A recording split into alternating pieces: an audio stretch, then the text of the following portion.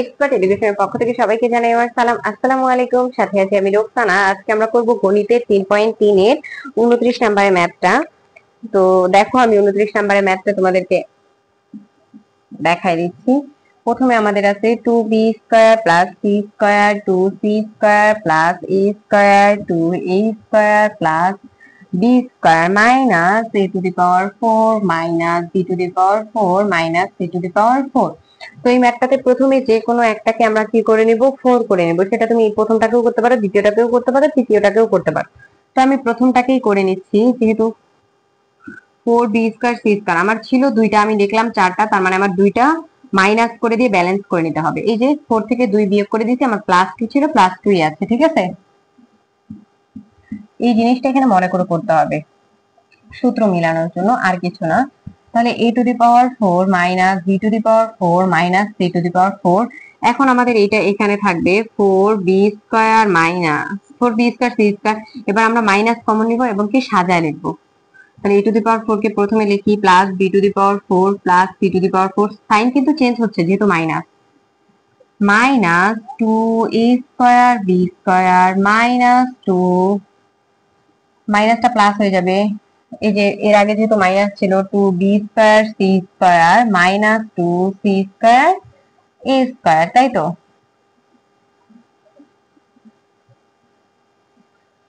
তো দেখো আমাদের এইরকম একটা ফর্মে আসে। এবার এটাকে আমরা 2b c এভাবে লিখতে পারি না, পুরোটাকে বর্গ রাশি লিখতে পারি। এবার আমরা এটাকে সূত্র ফেলবো। দেখো, এখন দেখো এখানে এই দুইটার সামনে মাইনাস আছে, তাই তো? তাহলে এই দুইটার সামনে মাইনাস আছে, তার মানে এই দুইটার যে কোনো একটা কিন্তু আমাদের কি নেগেটিভ রাশি, মানে ঋণাত্মক রাশি। তার মানে দেখো দুইজনের সাথেই কি আছে, এ আছে। তার মানে দুইজনের সাথে যেহেতু এ আছে, এ কিন্তু আমাদের ঋণাত্মক রাশি। আমরা এটাকে এই যে a² plus b² plus c², তাহলে এটাকে আমরা কি লিখতে পারি, minus plus 2ab plus 2bc plus 2c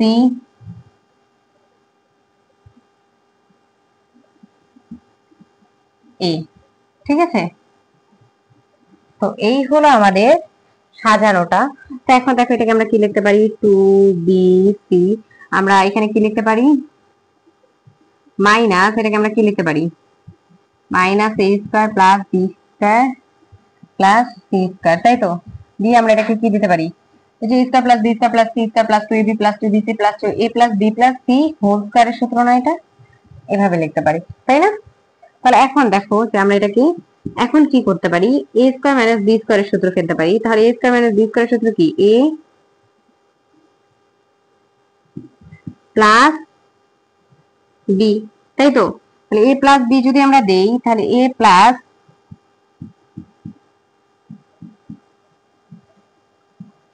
b, এটা আমরা সেকেন্ড ব্র্যাকেট দেই,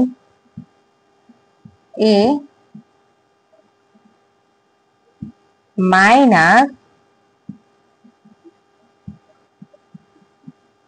b।